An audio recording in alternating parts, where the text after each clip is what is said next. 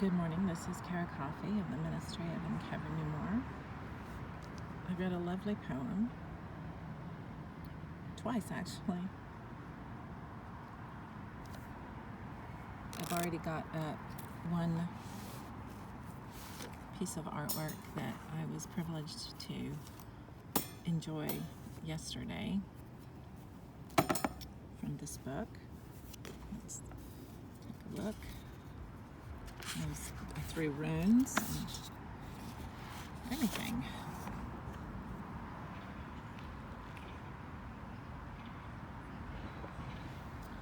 I parsed the fourth verse because I could see myself, something about myself in it.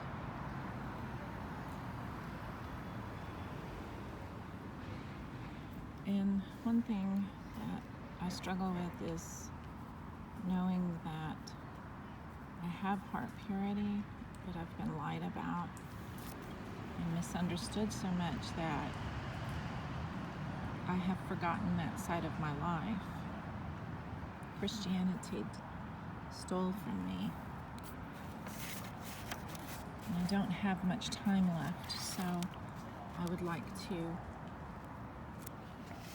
recreate or create myself again without Christianity having stolen this from me. I think my greatest challenge, 2023, resurrecting true purity, harmony. Indeed, I'm working on another piece of art. Yeah, you ready for this? For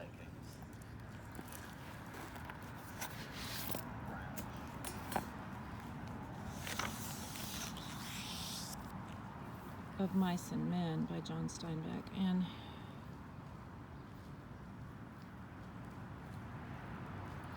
I began the artwork before I started reading the audiobook, is what happened with this book. And I have never in my life used audiobooks, and so this is a first for me. I will admit I tired music. I've used it, appreciated it. I don't believe music always gives back.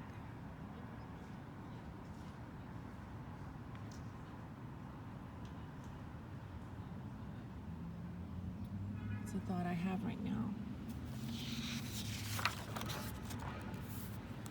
It's good for times of crisis, I think. So as I read the full poem,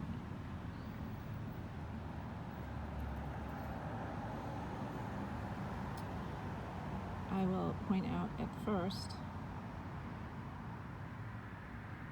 the fourth verse that I parsed yesterday, and it helped me, as I equally was led to read a book in audio for the first time. And here's the thing is,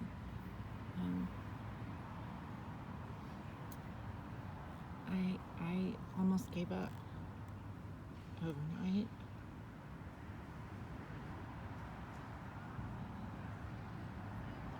And then everybody immediately says, oh, she needs a psychiatrist.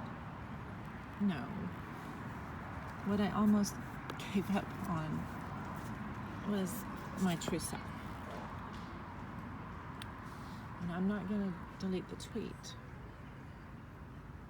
I remember writing to the Christian world in published works that were destroyed with my publisher the same month that Donald Trump, the criminal, the rapist, went into the White House. That I felt for those dealing with mental health conditions in this nation. Because some are pushed to the edge and never return. I happen to know they have free will on the other side, and they are allowed to come back how they desire. They are very powerful people.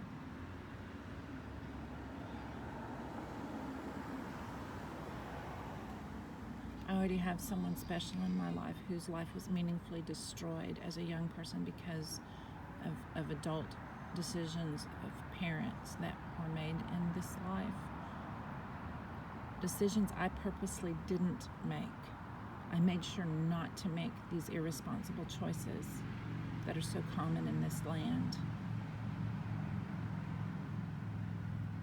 This person already knows what she wants to come back as, and so the journey is beautiful.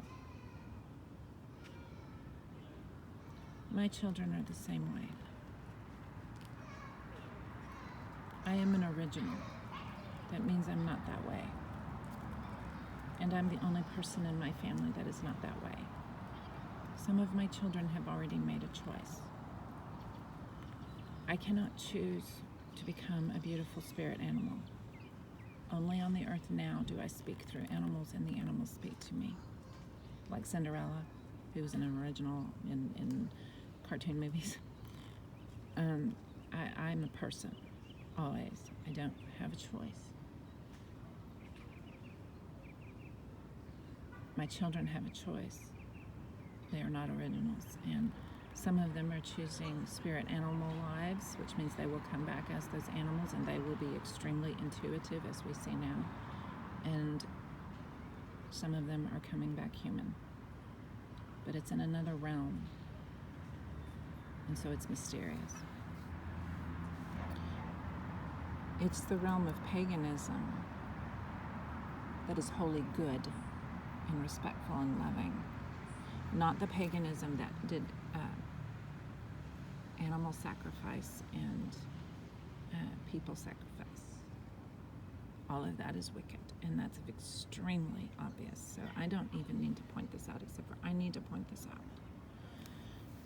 Because Christianity has meaningfully and willfully mixed itself with the Republican Party and has completely destroyed the ideas of spiritualism in the United States and across, therefore, the world. When I was having an existential crisis that does not need a psychiatrist, I am a good, normal person, because I even tweeted it. You can go find the tweet on my 3 accounts. I'm not going to hit delete. I want you to see how I resurrect daily, weekly, monthly. I pulled this book back. I teach this book privately to people constantly. When I awoke this time in birth as an original, this is who I am. And these people are just like me, and I'm their family. I came up to one of the 2 coffee shops that I primarily fill with aura now. And you know, it says up at the top, community. And I immediately went up to order my first is going to be tea, because I'd already had a cup of coffee, and to come outside and read this poem, and I'm going to read it. And then I have some studying to do in it, because I don't understand some of the words. So I have the little book to do my handwriting, to look up words.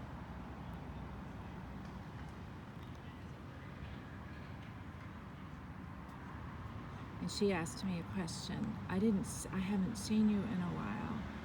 Where have you been?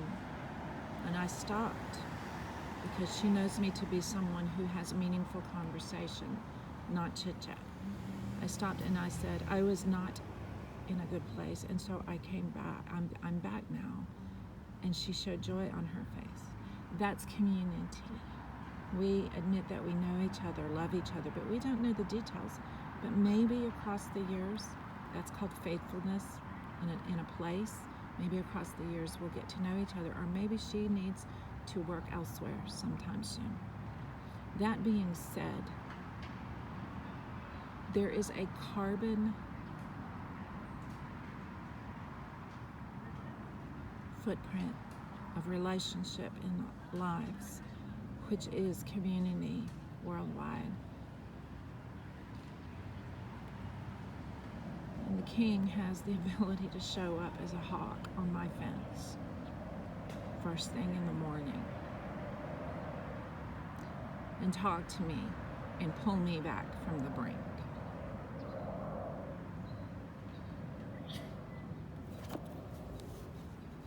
He's an eagle, but he can manifest how he chooses.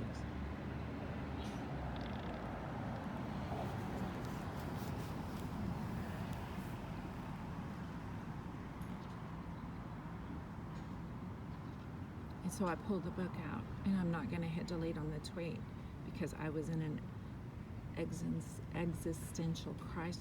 I don't even know what the word means. I just knew to use the word in conversation to someone older than me today in this life, because I needed to explain it to this person, because they are still fighting with some of my children, and my children are alienated from me, and it is causing constant cyclical pain in my life. It is that simple. I will always, as Beaty-Coffey, be constantly in pain when I can't be at peace with my children, and my children can't be at peace with me. And that is happening still in my life. And it's not about me, it's about other relationships that need to heal. And they don't listen to me, the original pagan in their midst. They don't listen. If they did, they would all purchase this book. They would all put their differences aside. They would all bring a dish on Sunday, and they would let me, ask me, beg me to read this book with them and their loved ones. And we would get the fuck over this, and that is not happening at my house. So at least I know what I think now, today, before I read a poem. I read poems to my children for years. When it came to existential crises and the ability of my children to make a decision to meet in my living room and beg me to read a book, because that is the real me, just like Joyce and River Higginbotham, so that they can understand themselves better, while their mother has the joy of just discussing things. I don't need to be better than them or you. I just need a dwelling that's better than this. And I'm millions of women. I'm millions of women. Perhaps I am billions of women who are never heard, who nobody has time for us. Nobody. So we turn into what is known as solitary pagans. And I gave up last night because I've always been a solitary pagan.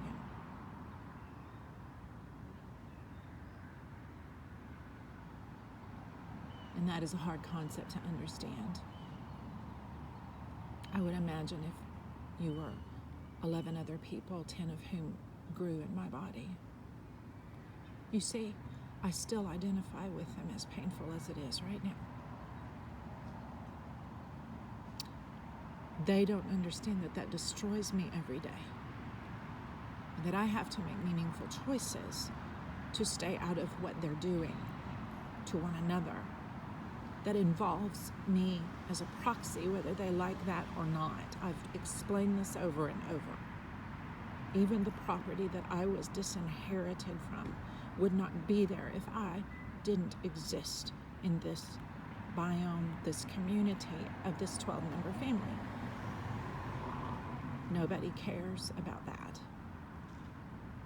Because to care about that is going to take time, and it's going to take courage to face the mistakes of the past.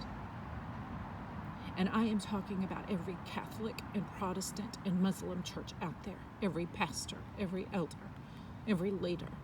I'm talking to you because I am no less relevant than you. And that hawk sitting on my fence talking to me as the king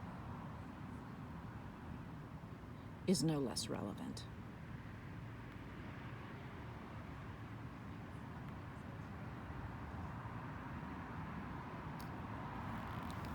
Think about these things, please, from smallest to greatest. And I do appreciate the testimony of mice and men that my artwork told me that I needed to read. The Occultation of Orion.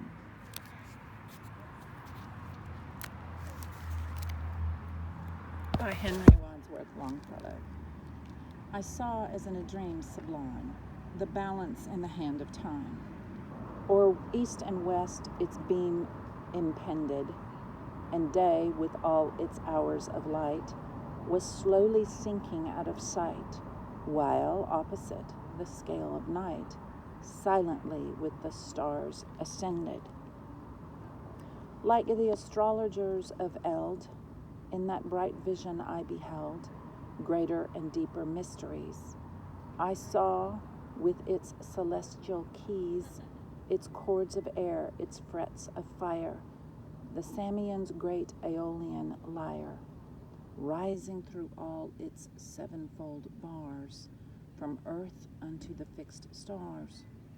And through the dewy atmosphere, not only could I see, but hear its wondrous and harmonious strings in sweet vibration, sphere by sphere, from Dian's circle light and near, onward to vaster and wider rings, where, chanting through his beard of snows, majestic, mournful, Saturn goes, and down the sunless realms of space reverberates the thunder of his bass. Beneath the sky's triumphal arch, this music sounded like a march, and with its chorus seemed to be preluding some great tragedy. Sirius was rising in the east, and, slow ascending one by one, the kindling constellations shone, begirt with many a blazing star, stood the great giant Algebar, Orion, hunter of the beast. His sword hung gleaming by his side, and on his arm the lion's hide. Scattered across the midnight air, the golden radiance of its hair. So, as it were, I'm destroying that which kills the lion of the tribe of Judah today. For I have seen the Lord. The moon was pallid, but not faint. This is the fourth verse that I parsed directly after I got angry because of the lion's hide in someone's arm. The moon was pallid, but not faint, and beautiful as some fair saint, serenely moving on her way in hours of trial and dismay, as if she heard the voice of God. I've done just a little bit more than that as the moon goddess, my loves. Unharmed with naked feet she trod upon the hot and burning stars, as on the glowing coals and bars that were to prove her strength and try her holiness and her purity.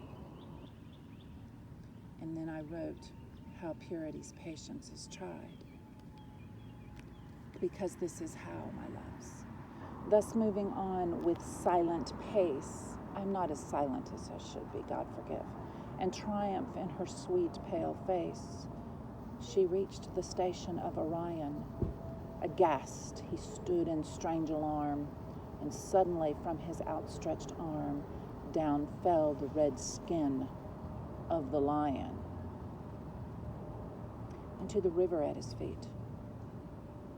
His mighty club no longer beat the forehead of the bull, but he reeled as of yore beside the sea, when, blinded by Sinopium, he sought the blacksmith at his forge, and, climbing up the mountain gorge, fixed his blank eyes upon the sun.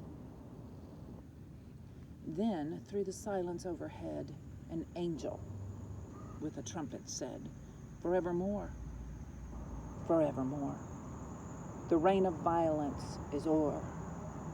And, like an instrument that flings its music on another's strings, the trumpet of the angel cast upon the heavenly lyre its blast.